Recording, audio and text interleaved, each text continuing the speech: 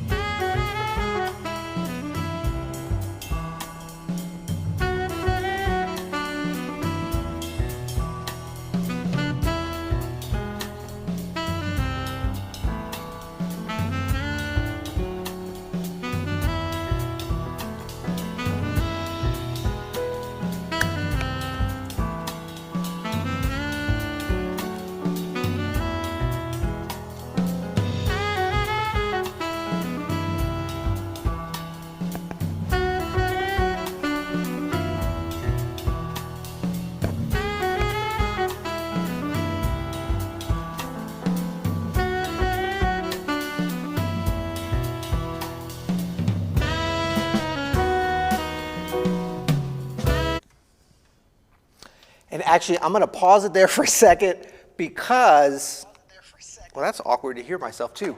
I don't want us to get kicked off YouTube for listening to too much copywritten material.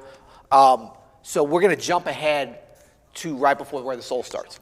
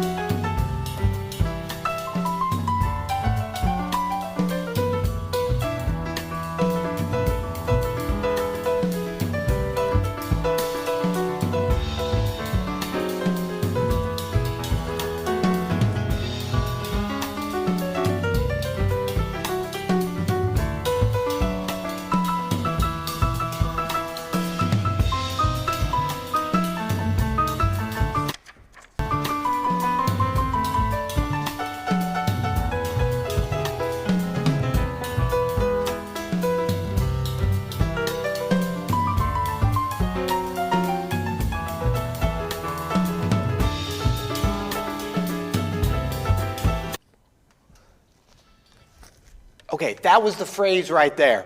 And apologize, my timing's a little bit off for reasons that you really don't want to know when I listen to headphones. I'm a second or two behind you guys. But first of all, this solo is amazing, but it's based upon a vamp. So that's kind of the most important thing we really want to think about and understand, like just from a holistic standpoint of what this solo is.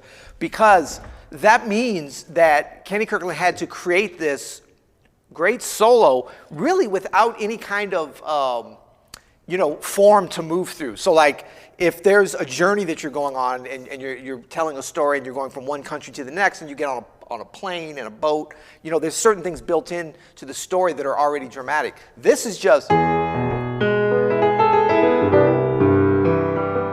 chords, 4-bar vamp, right? And it repeats over and over again. So one of the things he does so brilliantly is sets things up. It's almost like kind of a percolating kind of thing, and then it'll gurgle up at different times. And this 4-bar phrase that we're going to do is very like, it's almost like the peak of the solo in a way, but this is not a traditional solo where it just sort of builds up, and then hits this point and then comes down. It's more subtle than that. And I think what Kenny Kirkland did that was so brilliant is that he used this vamp of a form and the lack of form, instead of as a negative and as a thing of was like, wow, I just got to kind of play around. He used that to his advantage. He didn't try to force a form upon it or take it somewhere that it wasn't. But he used it almost like, waves coming in. You're sitting at the beach, and then there's waves, and then there's time in between, and then there's waves, and they're all a little bit different. But that's just the lapping of the waves coming in, and you're not waiting for them to build up to a tidal wave. It's just, they come in. And so as you listen to this in context, I would think about that. This particular phrase, and let me just go ahead and pull it up here because it's time. You just heard it, actually. But this particular phrase is very, it really fits within these 4 bars, like the vamp like we're talking about. Let me see if I can pull up the music here too. Is that going to work? I think it will. Can you see that? I guess you can see that, right? Yeah, hopefully. Hopefully you can see that. These 4 bars, like he takes it on its own little journey, like that's that wave coming in, but then he gets ready for the next thing. So after we learn this today, go back and enjoy the solo, and then think about where it's placed within that. We're just going to dive right into these 4 bars now, but I just wanted to really make sure you guys, appreciate this for the whole thing, because I hate like just taking licks or phrases and divorcing them from the whole different thing. So we've listened up to this point, and then we'll see where that is. Now, on this as well, you'll see I've got, you can kind of see here at that first beat, I've got so the rhythm is 1, 2, 3, 4. E, C major, D7, E7. So that's 4 bars, 2, 3, 4. I've got a pickup on this. 1, 2, 3.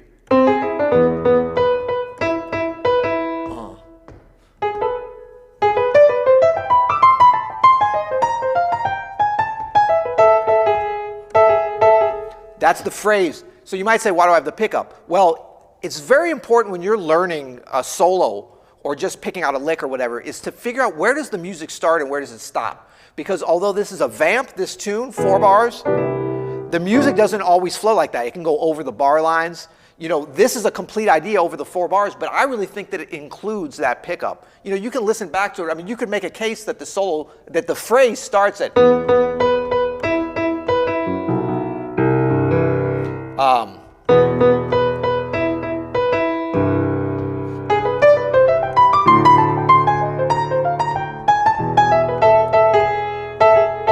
but when you've got that 1, 2, 3, I don't know, it just gives it, like, that's really, it's a pickup. I mean, it's part of it. Like, it just sets off the whole thing. So whenever you're learning solos, figure out where the musical phrase, where it makes sense. Don't just look at bar lines, don't just look at staves and all that kind of thing. Okay?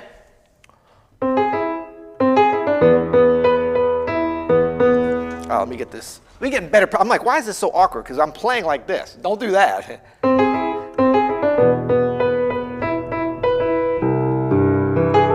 Now, I put the left hand, we're going to kind of ignore that just because it doesn't really, it'd be a challenge to learn both of those. I got a little excited and went ahead and transcribed that too. And we'll talk about that a little bit, but it's really not necessary in terms of where this goes. Let's just listen to it here along with the music. You'll see it kind of scrolling by. Let me see if I can hear it too.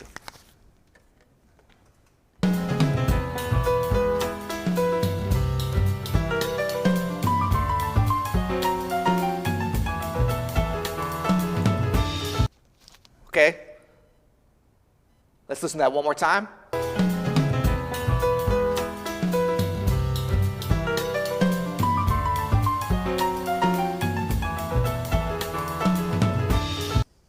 Okay, so now we know what we got to learn here, okay? So let's break this down. We've got basically 2 big phrases. That's the first one, okay? And this is very much like right within the rhythm, right within the harmony.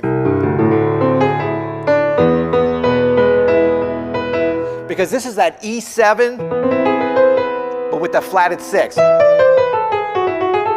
So what this is based upon, and of course Kenny leaves this at different times and comes back to this, you know, giving it some really cool harmonic drama. But what it's based upon is an A minor melodic ascending scale. It's a mode of that.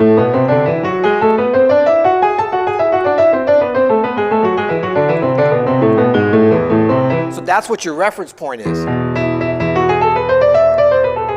Now, you always want to take a few different ways to sort of think about it and hear it so that as you're learning this phrase, you'll see where it lies. You've got the dominant scale,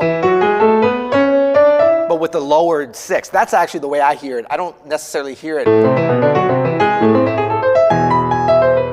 But it's there also, that A melodic minor. So I'd hear more like.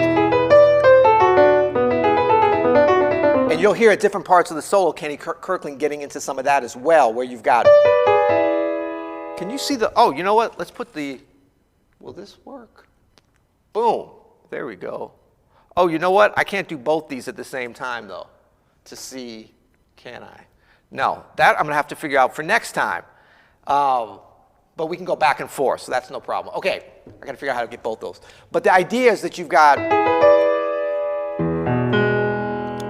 an E arpeggio, dominant 7th, root 3, 5, 7, and also a D, right? That's what that flatted 6 actually gives you, among other things.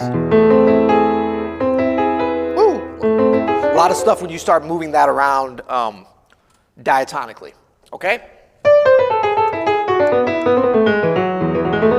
So that's your reference point. So when he does that at the beginning, and look, we're going to highlight just that, right? Boom.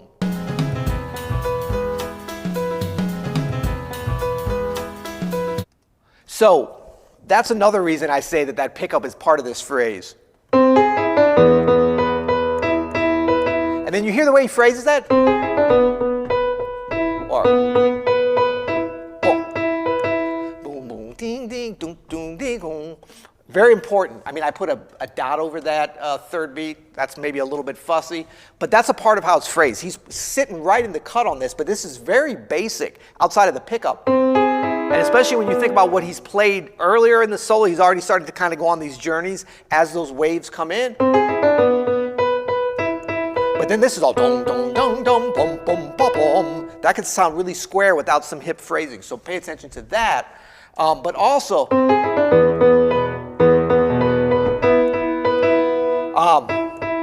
that's just 5 and 1, right? So he's setting up some other place to go. Because the thing about it, this is a vamp with repeated chords, but they're in very unusual and seemingly, they're very much related in terms of root movement and very basic because you're going over and over again. So it really gives it that very obvious substance. But E major, and then C major, E dominant, flat 6, sorry.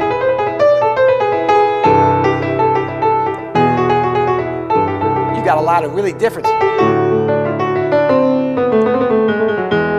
And then from the D to the E, not a huge difference.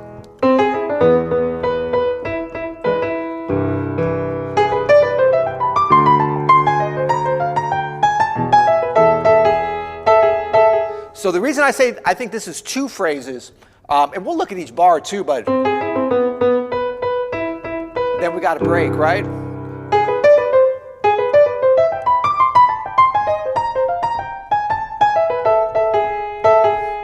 And then there is a break in that bar 4. We're not counting the pickup bar. That's not bar 1. It's 1, 2, 3, 4 after that. The last bar, but it's really building up, right?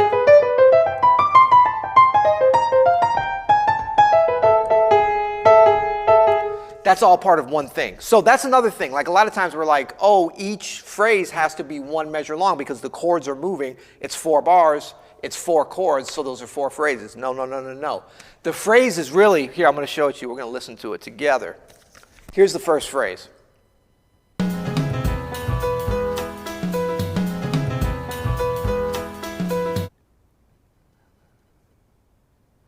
And then here's the second phrase.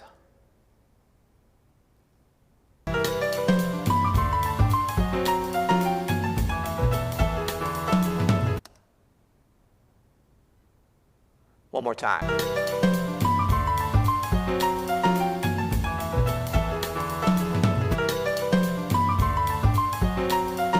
Okay, sorry, it bled over a little bit there. So let's break it down and learn it phrase by phrase. Let me just see my notes on, yep, so we got bar one long. All right, are you at your piano? Are you at your keyboard? Are you ready to practice a little bit? Let's do it. And don't worry if you don't know what these chords are. Don't worry about the left hand and all that kind of stuff. And like I said, we're going to have a link to the actual sound slice that I broke down on this, which is what you're seeing now afterwards. So don't feel like you got to copy this down. Is this going to be available? We're going to put a link in the description as soon as we're done here. Maybe even in the comments if somebody who's watching can figure that out. But it's on the sound slice, or will be, sound slice Open Studio channel, free, available to everybody. So the idea here is that if you know the chords and stuff, that's fine. But otherwise, we're just going to go 1, 2, 3, 4, 1, 2.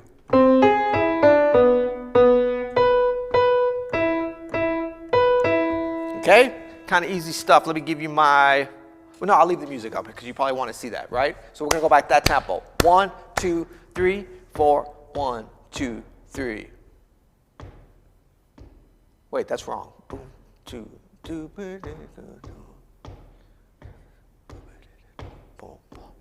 1, 2, 3. Sorry, I was counting it twice as fast or twice as slow. I'm never sure, right? All right, it could be like this: 1, 2, 3, 4. 1, 2, 3, 4. 1, 2, 3, 4.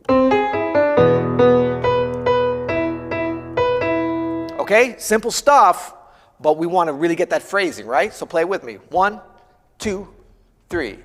1, 2, 3. And what I'm doing fingering wise here is, I'll just give you a little bit of idea about that. And this is definitely nothing I'm thinking about, but I'm going thumb on C.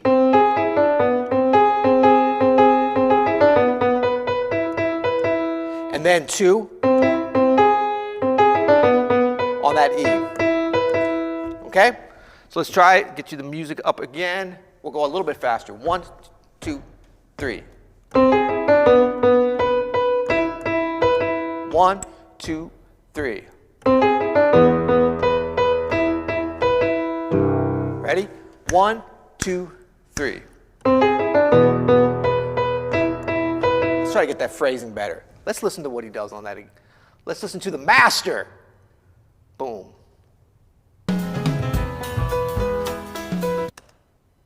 One more time.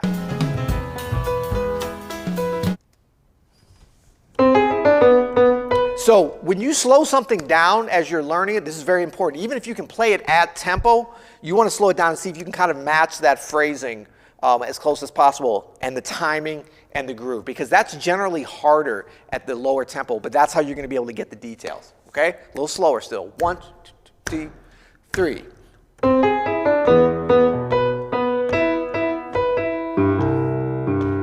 Again. 1, 2, 3.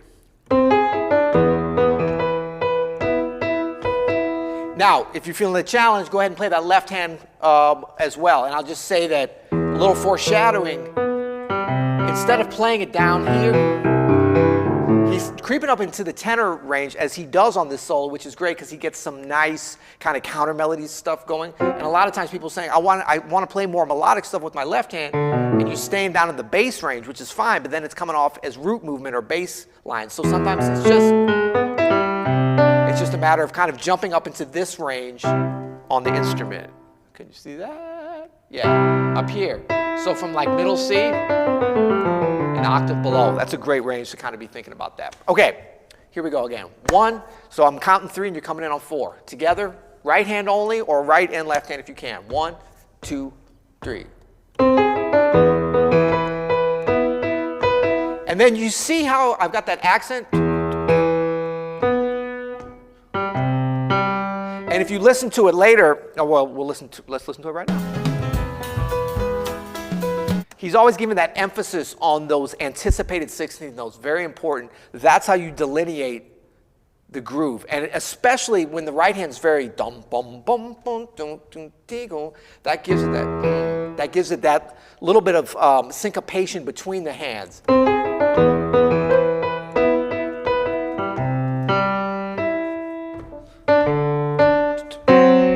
And that's going to become very important. Like, why is he playing that over the D7? But we'll get into that, okay? One, we'll do it a little bit faster. 1, 2, 3. Okay, one more time, then we're going to move on. Actually, let's do it one more time and then drop in the comments if you're ready to move on. 1, 2, 3.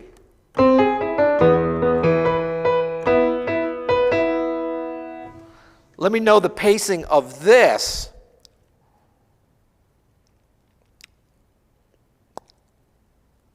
I keep playing on the jizz. Yeah. D-cell. Okay. Also follow our Sound Slice page in the link in the description. Yeah. Oh, and so just so you know, this may not be public yet, but I'll make it as soon as I'm done here. If you go to that link for some reason and it's not working or you can't see it when you come back, don't worry. It's just I haven't activated. I wanted to make sure it was proofread, but it will be within 10 minutes of finishing this thing. Okay? Let's do it one more time just to make sure we got it. Let's see if we can kind of listen to it and get the tempo right.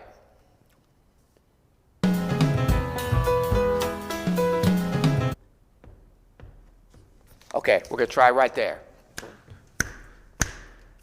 1, 2, 3. Again, 1, 2, 3. Ow, my bad. 1, 2, 3. Okay, we got it? We got that phrase? Now we're going to go on. We got a long phrase. We're going to break it down by measure, but remember, musically. So this is over the C major, and this is a great little break he has. And look at the timing of this, because I see a lot of really great phrases that come off of kind of basic phrases like we just learned that are like this. He's going into the upbeat of the third beat. Now, these are 16th notes because of this is like, it's almost like a funk writing or pop writing where instead of eighth notes going by, that's why I counted off kind of funny the first time. But the idea here is that it's like 1, so this I'll start at bar 2. 1, 2, 3, 4, rest. Like that's a really hip place if you've got something good to play like he does to start your phrase as opposed to to give it that little bit of a break, but then to anticipate that third beat. I don't know why, it just kind of works, okay? Let's take a listen. We're going to listen to the first phrase. We're just going to listen to the whole thing. Why not? But see if you hear what I'm talking about a little bit.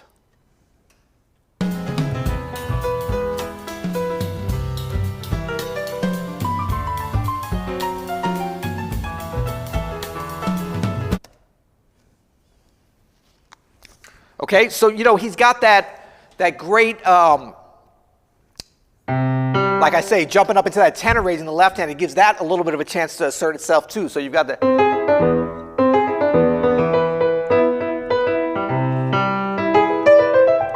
And then we're on and on, okay? So let's look at just the right hand. We're going to go slow, starting on measure 2. 1, 2, 3, 4, 2, 2, 3.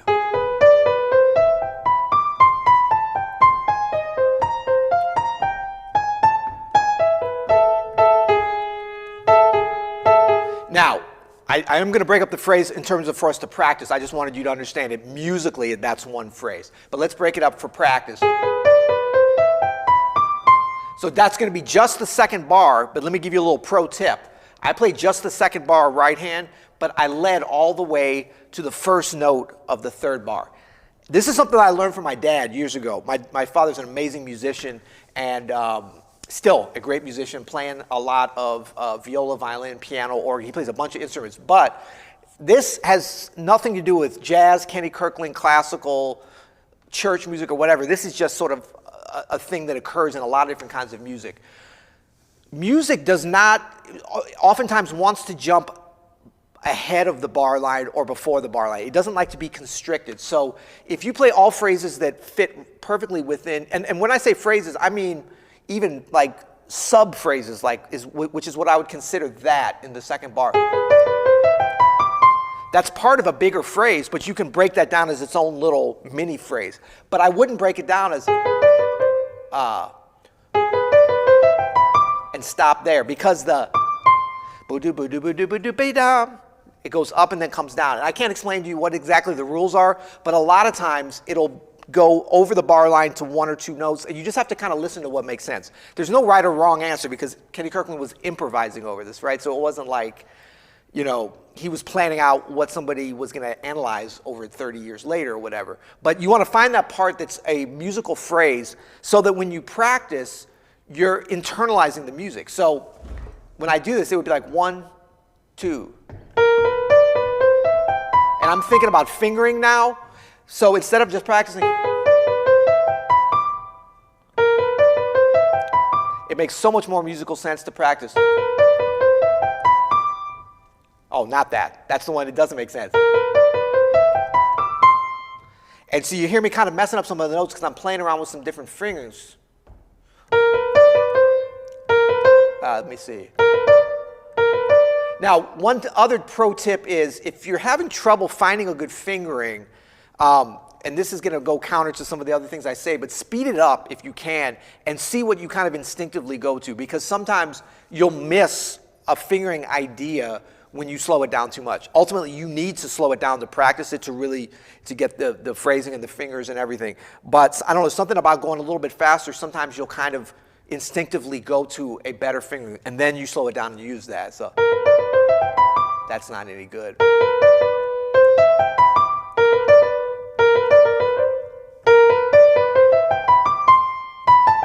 That's a hard one to finger. How about that? So I'm putting the thumb on that E there. So I'm going, and when you come under with the thumb, that's always the thing that's going to set it off. That gives you that, which is pretty nice. So thumb under on the E.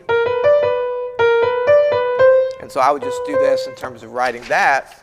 So I remember it, I would just write a 1 over the E, and then not even worry so much about how I'm going to get there. There's several different ways you can get there. I'm doing 2, 3, 5, 2, 3, 1, but you could do 2, 1, 4, 2, 3. That's actually pretty good. But the idea is, like, that's what sets you up for the next part of the phrase. That 1 on the E.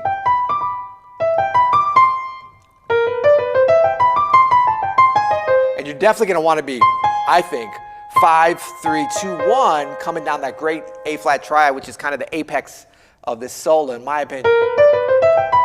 Yeah, so that's important there. That 1 on the E, and I'll give you back this so you know, that's the last beat of the second bar. So 1, just go ahead and put a 1 over that E. Oh, you'll be able to print the sound slice after too, so don't worry what you're seeing on the page now. But I can tell you that for fingering, finding that one place for the thumb coming under or the 2 or the 3 going over, that can solve a lot of problems. Because the rest of it's pretty easy. Well, there's one place we're going to come over. We'll talk about that.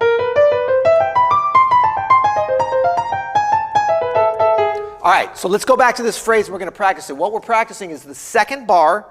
So I'll be counting 1, 2, spoo doo be doo boop, and then we're going to go all the way up to including that first 16th note of bar 3. Okay? Should we listen to it? No, because we're going to do it slower. So it's going to be 1, 2, 3, 4, 1, 2, 3, 4. Ready? 1, 2. Should we do it a little slower? Yeah, let's do it a little bit slower. That's a good way to check if we're phrasing it well. 1, 2, 3, I'll give you 2. 1, 2. Okay? 1, 2. 2. 2. 1, 2. So if you've learned this solo, you've transcribed it, hopefully even have it by ear, this is the way I would recommend that you practice. You're slowing it down. You're working out fingerings. It seems like it's a little much, but especially if you just take, say, one 4-bar phrase or one 4-bar section out of this bigger solo, you might not have time to do this on the whole solo. But, you know, I've already kind of given you I mean, there's so much great stuff on this solo. There's many 4 bars you could have taken, but this is a good one. But I would break it down like this so that you start to get the technical benefits of, you know, putting your hand into positions maybe they're not used to going into, which is how we extend our technique. So we're at the same time as extending our ears for the possibility of a phrase, we're also extending our technique to go along with it. And if you're playing guitar, I know we got some guitarists on here, trumpet or whatever, it's the same thing. Even more so in a way because I've found over the years, like when I'm learning a trumpet solo or a saxophone solo, almost everything, I mean, I remember learning that giant steps. There's so many fingering challenges. I'm like, wow, how is Coltrane being able to play that and just nail it? Okay, he's not playing it on piano. Saxophone has its own fingering challenges too, but they're different than the piano. So that really puts you in another spot. But anything that we're listening to here, we know it's possible to be played on the piano at least. You could argue on the trumpet or whatever if something's possible, but you know, Kenny Kirkland did it. Now, you see where I have those parentheses around that? I have parentheses because he barely even played. Let's just listen to it. You can tell me what you think. He kind of ghosts the note, and I think it's kind of on purpose. I think it's a really cool thing in terms of the phrasing. I'm going to loop just the part we're talking about now. You hear that? He's kind of, you know, and I can't hear what you're hearing, so I'm just remembering what he's doing. But check it out again. So I put it in parentheses, but I think you should learn it. But then think about it, and as you refine it, you can play it the way he does as kind of a, you know, because this phrase, that's based upon that jazz arpeggio. And it's almost like a C major 7, major 9. And that's like a, is that an enclosure? I don't know. No, it's like a passing tone that's very common in bebop. You know, the flatted 7th to the major 7th or the minor 3rd to the major 3rd. So,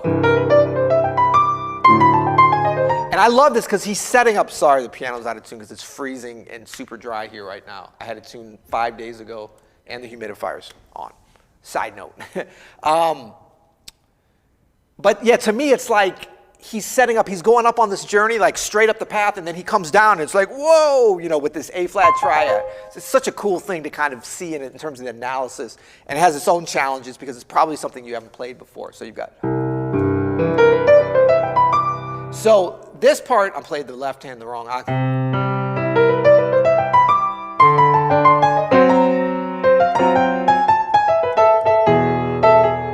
So, what was I talking about? Oh yeah, the ghost notes. So, you know, as you're learning it, go ahead and play them, but then as you have it kind of finished and refined, I think you can, you know, put it back in the way that he does. So let's do it one more time or a couple more times, and I think we've got this part. So play along with me. I'm going to give you 2, and then we're on that upbeat to 3. 1, 2. Again, 1, 2. One more time. 1, 2. Okay? Hopefully that 1 on the E is helpful. Because we're going to need it, because we ain't stopping. This really keeps going. So this is probably... So let's go on to the 3rd bar. Now, I know I told you practice that first sub-phrase all the way up to the first note of bar 3, but we're also going to start the next sub-phrase, which is going to be the whole bar 3, on the first beat. And there's a little bit of overlap. And that's just another little trick for practicing. I don't know why it works. I don't know. I learned this even doing classical music, and then I applied it to learning solos. And it just seems to work because you could start on the upbeat.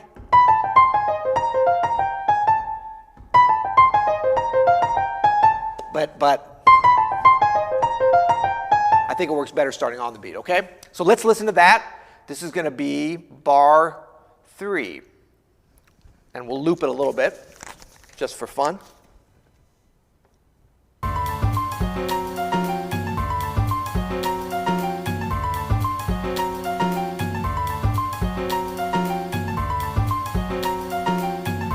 Do you hear how much that, that left hand, those anticipations, those 16th notes, those are really big. Let's go ahead and we're going to try this with the left hand. If you can't keep up, no problem. You got time to do it later. But it's such an integral part to this. So, and you see I've got it written there. Hopefully it's not too small, but you'll be able to see it on the sound slice later. The second beat, A flat triad. So we're on D7. So that's a tritonal way, but it's a very unique way he's doing this. And then he brings it back home right at the end, like it's back to the D major, right? And the left hand, that's A flat 13. That's that classic fourth voicing that I always forget the name for.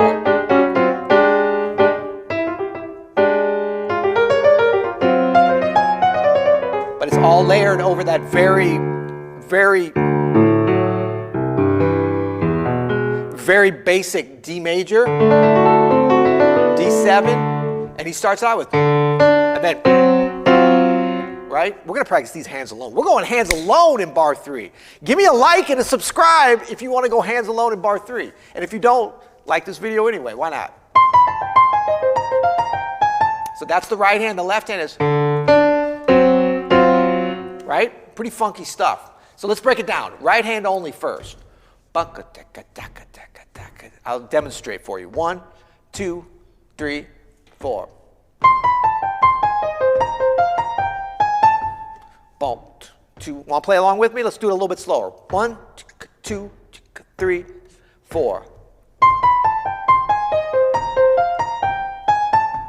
Again. 3, 4. One more time. 2, 3, 4. All right, let's try the left hand. You know, normally I would say let's speed up the right hand, let's work on it more, but let's jump in with the left hand, because this one might be a good one to do a little bit integrated. 1, 2, 3, 4. 1, 2, 3, 4. Now, to be able to feel these 16th notes, the whole thing, even when it's like 8th notes and with the anticipated 16ths and stuff, is to really get a feel for that no matter what tempo you're doing at. That's why you're here. When I'm counting it off, I'm giving you taka taka taka taka taka taka. So if we're going baka taka baka taka baka taka baka, or baka taka baka taka taka taka baka. And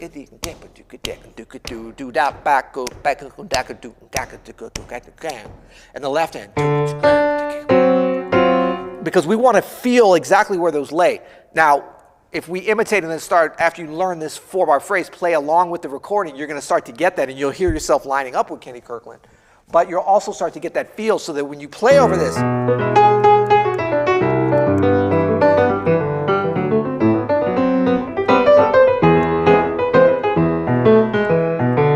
you'll be able to have some opportunities to play like rhythmically, you know, syncopated between the hands, not just linking up.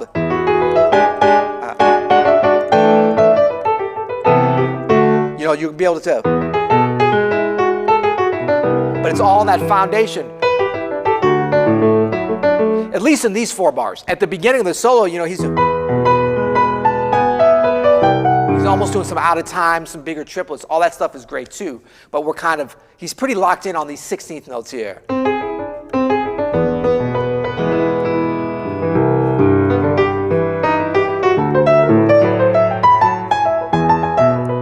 That kind of feel.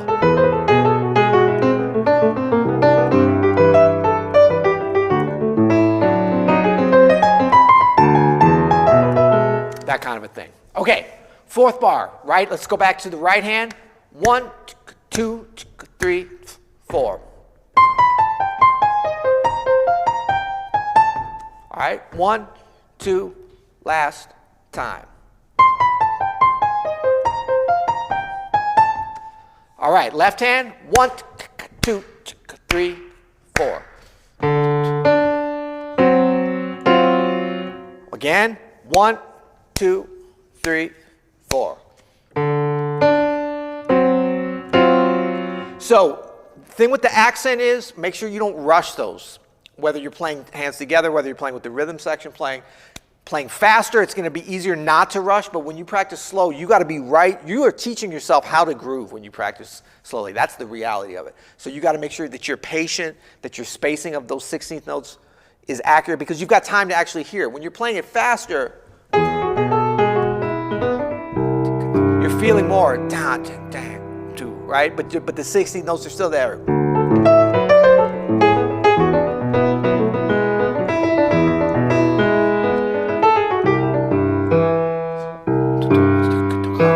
There should be a difference. It shouldn't be nebulous if you're playing an 8th note or a 16th note anticipation.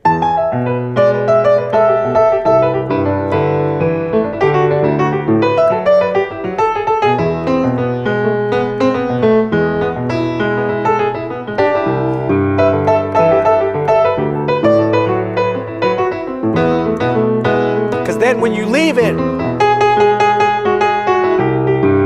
the left hand is still holding it down. Bang, right?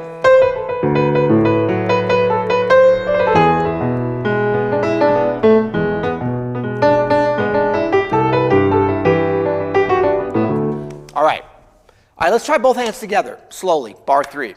I'll demonstrate it first. 1, 2, 3, 4.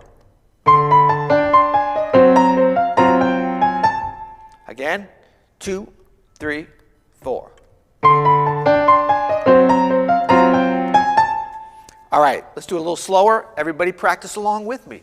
Guided practice session. We're practicing together. This is how we do it. 1, 2, 3, 4.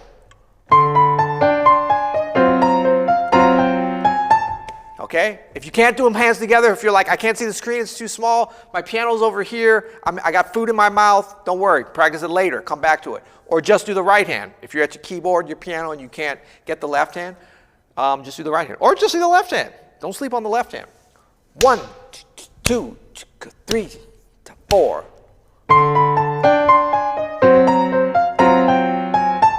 And you know, I'm not doing a great job. Well, it's hard at this tempo too, but the way, that's a subtle little thing, how he's got just the 7th and the 3rd, and then adds the 13th on the second one. It heightens it a little bit to the resolution that's coming in the next bar, which is cool. Let's do a little bit faster. 1, 2, 3, 4. 1, 2, 3, 4. All right, you starting to get it? If you're starting to get it, that's good, because we're going to jump back and add in the first part of this phrase, this big second phrase, and then we're going to go back and add in the first part. And this is a little bit of a practice tip just to switch up how you practice. Don't just move through, move through, move through. Jump back and do a little bit of review even before you're done, I think is good. Okay? Let's take a breath. Oh, let's do a little quick stretching here. Can we do that? You know, a lot of times we get excited and we're hunched over and stuff. I went out for a long run the other day, and it was so cold, I didn't realize the whole run for 2 hours I'm running like this because I'm cold. And I was like, why am I so sore? You know, so we got to remember, loosen it up, get the yoga going. All right, how's everybody doing? There's a lot of snapping noises on my end. Sorry about that. Is that the, boom, boom, boom, boom. It might be my breathing. Oh, I don't know. It might be my mic here. We're working on another miking situation. We're always working on stuff here. Okay, so let's do this. We're going to go back to bar 2 and play bar 2 and 3 together. Okay, if you're ready to do it with me, or if not, listen one time. Okay? You can just do right hand or left hand or whatever. So bar 2 and bar 3. 1, 2, 3, 4.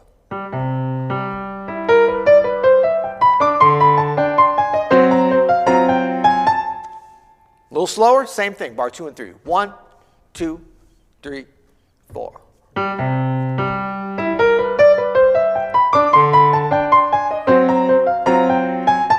One more time. 1, 2, 3, 4.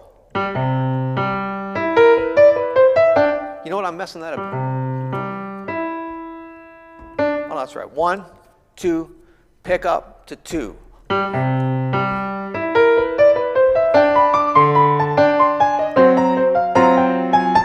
Okay, one more time, same thing, bar 2 and 3. Make sure you play that pickup in the left hand if you're doing the left hand. 1, 2, 3, 4.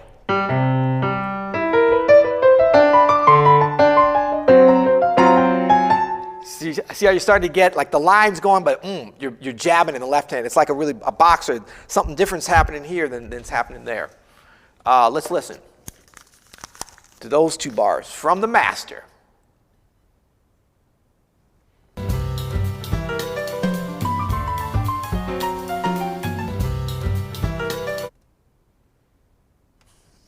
There you go. Let's do it one more time at that tempo. I mean, a couple times at that tempo. 1, 2, 3, 4. Oops. 1, 2, 3, 4.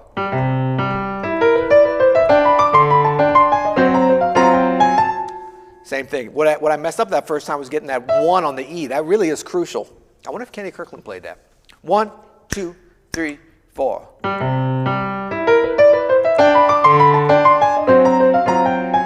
Last time together. 1, 2, 3, 4.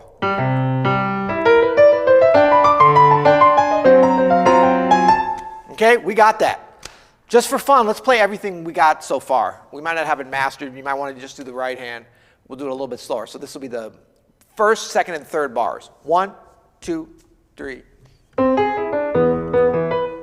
Comes in on B4. 1, 2, 3.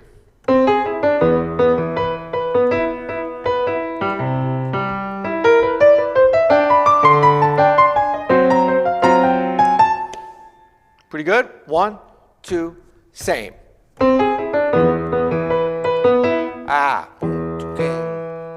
It's actually on beat 3. I was playing that wrong. Sorry. 1, 2, 3.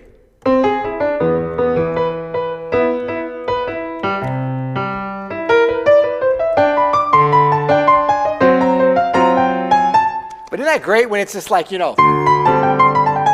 like whoa, whoa, boom, boom, boom. But the rhythm, the line, the shape of the line, that holds it together. So it's like, and then it's coming back home.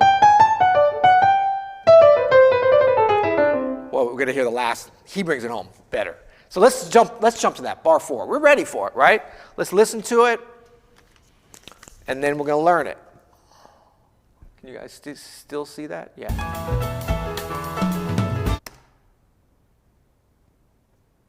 Same thing again. Okay, so now this one, ski bop. 1. Yeah, this is the reason I say this is really part of that other phrase, because it's almost hard to jump in on it. We're going to do it, but we're going to try to connect it with this bigger second phrase pretty quickly. So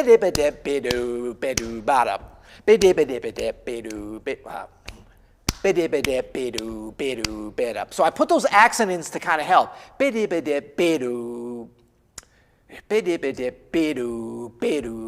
help you with the syncopation, because, well, I put them in because he plays them, but that should help you. So you got.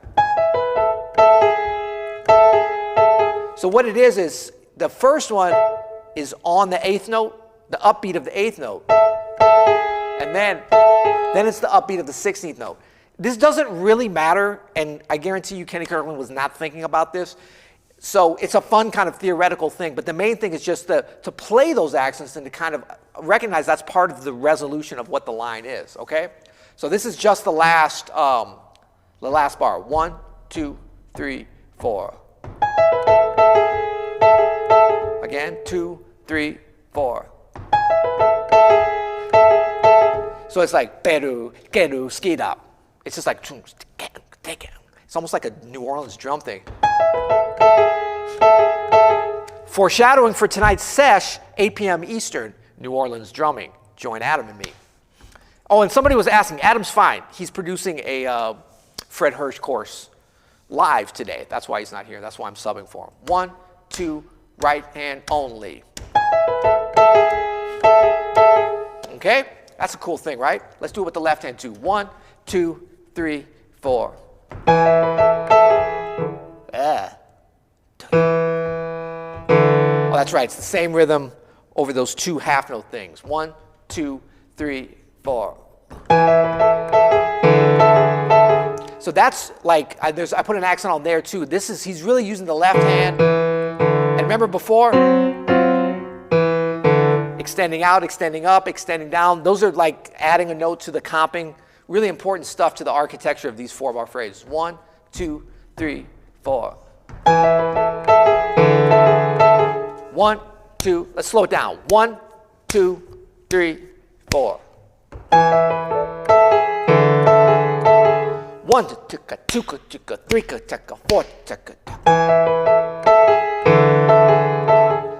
gang, gang. That's the left hand rhythm. 1, 2, 3, 4.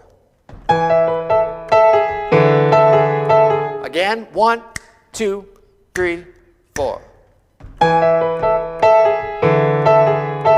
Now, one thing that's important with this, and you know, listen to the recording. We'll listen to it again, but it's you want to match what it is, but you also want to, like, after you learn it, I mean, you can make it your own, and you should, but you want to kind of recognize some of the things that work by holding off to accent until those ones that I've marked, which is really the way he played it.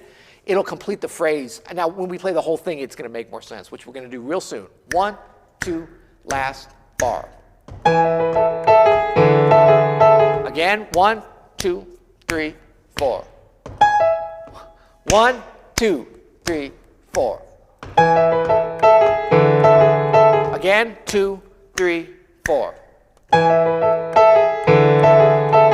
Okay? A little bit of syncopation in the house. Let's try the whole thing. Can we try the whole thing? Just the right hand? 1, 2, 3.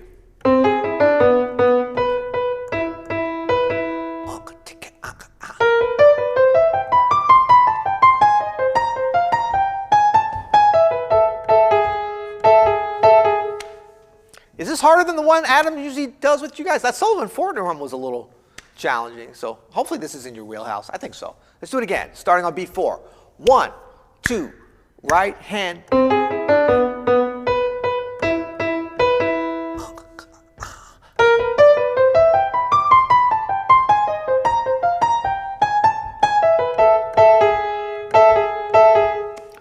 Add the left hand if you're feeling like it. If not, stick with the right hand. 1, 2, 3.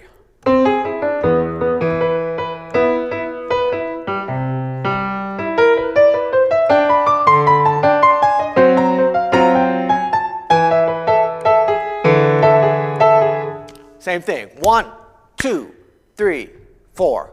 1, 2, here we go.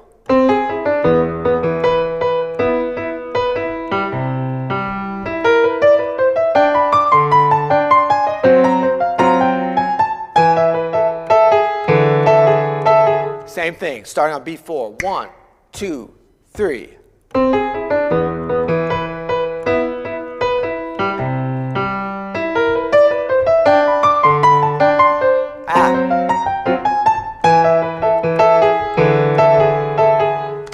I messed up, but I didn't drop a beat. Very important, if possible. Same thing. 1, 2, 3.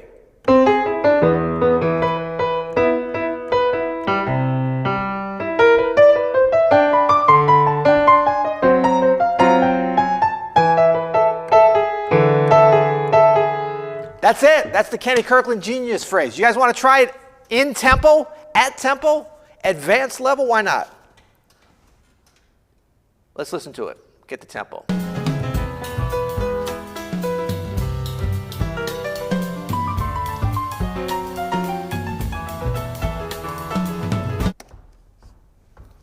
Let's try it.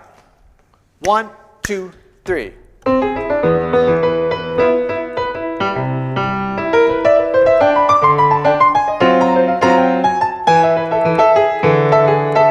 Again, 1, 2, 3.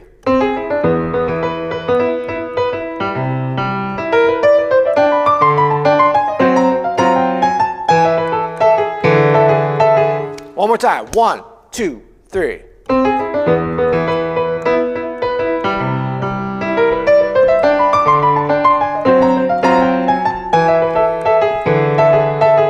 Woo, I love that syncopation, the last bar.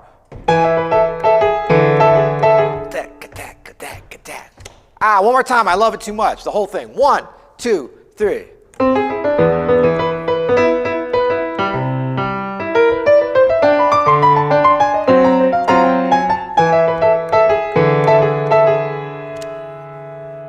That's it. That's the Kenny Kirkland genius phrase from Sing a Song of Song. on Kenny Garrett's record. This is called Songbook. And like I said, so the music you're seeing here is just a quick transcription I did over on this, and it'll be in the sound slides. I believe the link is in the description already. And it feels fine for me. Almost got it. Good. In 1 hour. Has it been an hour? We're having fun. I'll just stick to the noob level for now. That's all good. Boom, boom, boom, boom, boom, boom, boom, boom, boom. Yeah, this is a little bit finally hearing it. Good. Look, this will take a little bit of time. I actually never learned this solo until these. I don't know this whole solo as much as I've listened to the record, but I have an advantage. Well, it's really, anyone can have this. It's like, if you take something that you've listened to so much and then you transcribe it, you already know it. You already know it on a very intuitive level, right? So that's always something that's good to do. But it's also good to transcribe and just to learn stuff that you've never heard. That's a challenge. And if you guys hadn't heard this or you're not familiar with Kenny Kirkland playing and haven't transcribed his other things, that's the other thing. I've learned a lot of his stuff over the years, so I kind of know where he's going and whatever. But I hope you enjoyed this. I hope you enjoyed these 4 bars.